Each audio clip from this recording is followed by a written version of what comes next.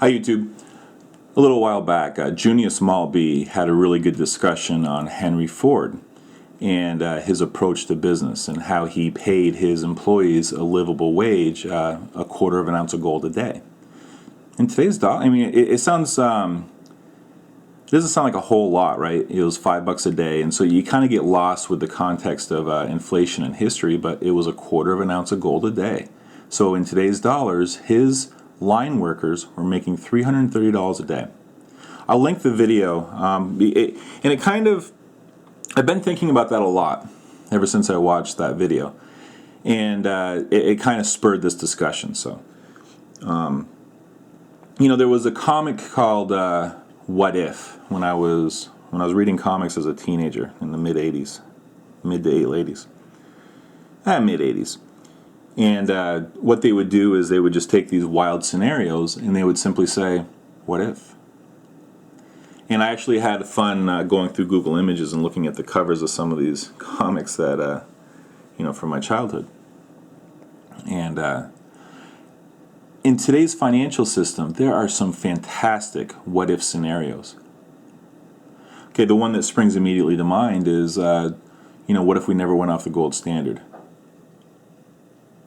What if we never what if we were still forced to live within our means? How would the world look today? Another one is 2008, 2009. What would have happened if they let the auto industry fail? Not the entire auto industry. But what if they let GM fail? Does that mean that nobody would be making cars? Of course not. The free market, the economy says that somebody would step in and fill that void, and they probably would have been leaner and meaner. They wouldn't have had the legacy overhead cost that is slowing down GM.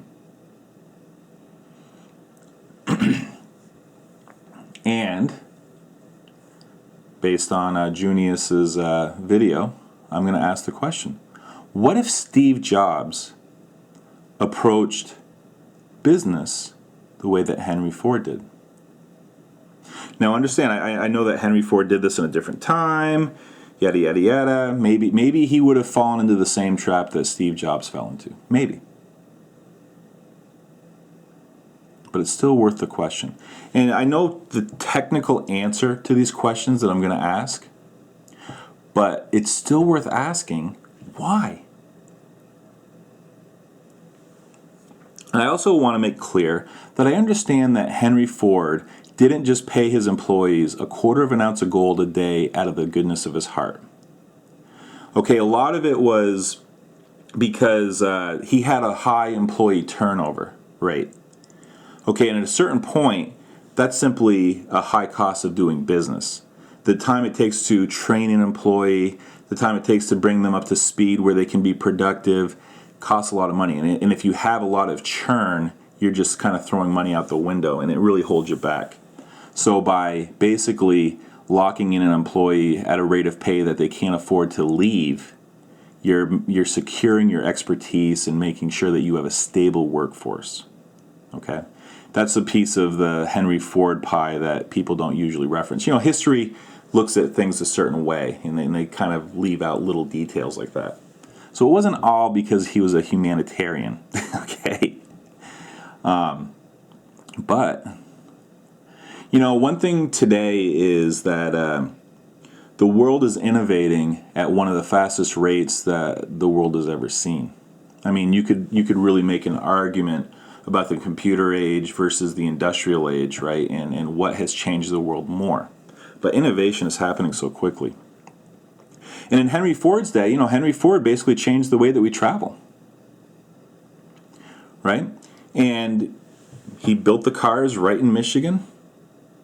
He paid his employees a livable wage, and he paid thousands of them. And what happens when you have thousands of good paid employees, cottage industries spring up all around to service them. Suddenly you need more restaurants.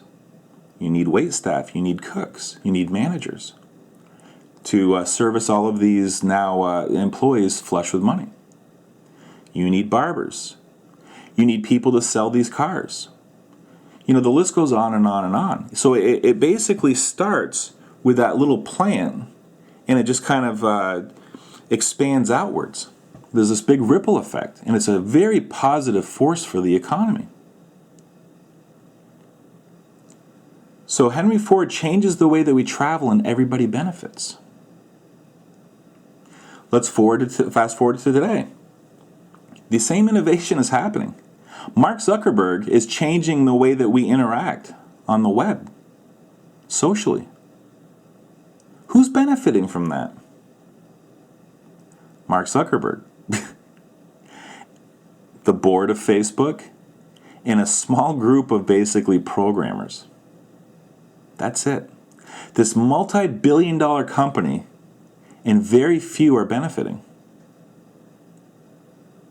And I mean, look, I don't want to get into the ethical argument whether or not Facebook is ruining the world or anything like that. The simple fact is it's a multi-billion-dollar business, and few people are getting rich off that. And let's look at Apple. And you can go through the list of companies. I mean, I can't remember the app company that Facebook just bought, but it was a ridiculous amount of money for a company with a ridiculously few amount of employees. Now, going back to Steve Jobs. What if Apple took the same approach that Henry Ford did? He changed the way we communicate. The iPhone was a revolutionary idea. And it's changing the world. But who's benefiting from it?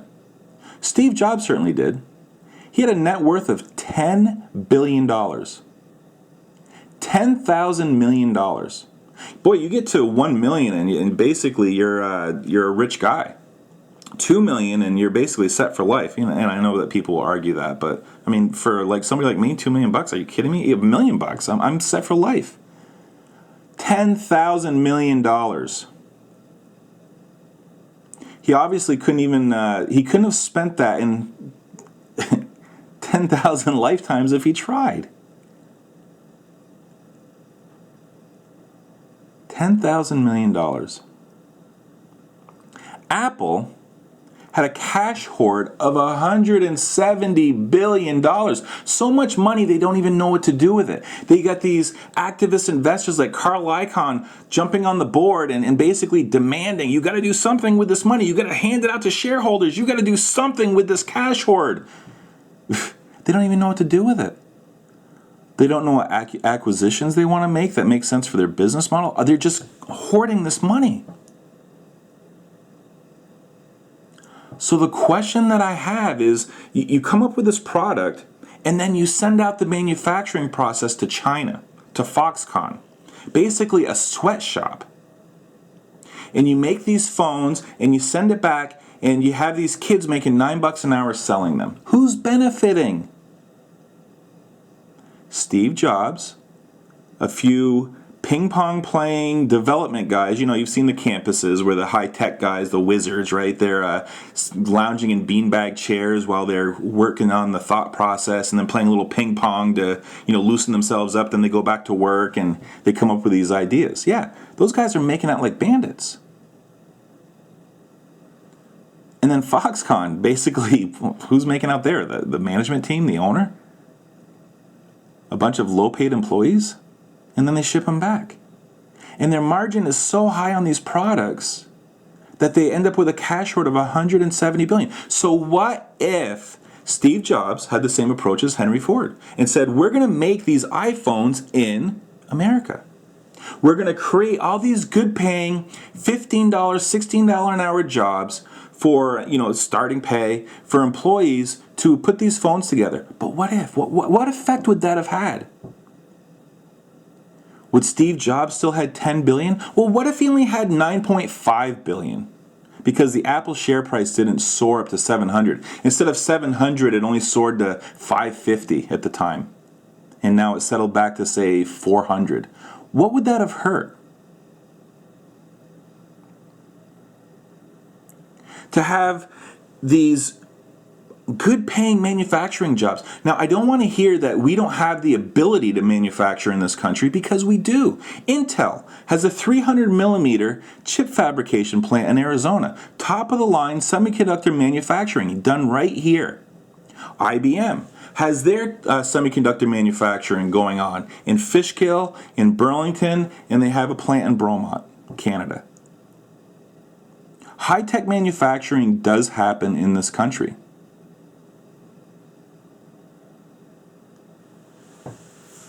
What if?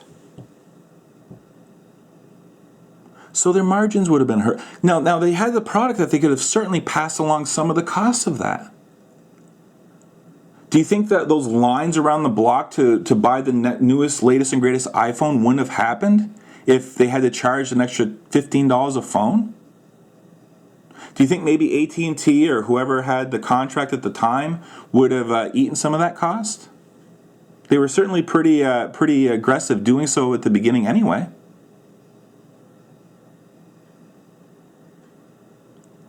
Why couldn't have they just have kept it here? I see, Ben and Jerry's. I realize they're a couple hippie businessmen. Okay, but they started making this fantastic ice cream, and they said, you know what? Why don't we be ethical about it? Why don't we engage in capitalism with a conscience here, and make sure that we're buying from farmers. They buy a ton of ingredients, obviously, right? And they only bought from farmers that ran good businesses and everything else. And basically, they made more money than you could ever spend in a lifetime, and they were very content to do that. And they paid their employees a very good wage. Up here, working for Ben and Jerry's was a very desirable job because they made it fun. They kept their employees happy. And then Unilever bought them out, and now it's just another corporate thing. Why does it have to be that way? Why is that a rule? I understand, these businessmen basically are without a conscience, and they basically make decisions that are bottom line oriented only. But why? What is it? How does that benefit anybody? What good did it do Steve Jobs now? His legacy could have been these thousands of jobs that he created in this country. And instead, it's sweatshops.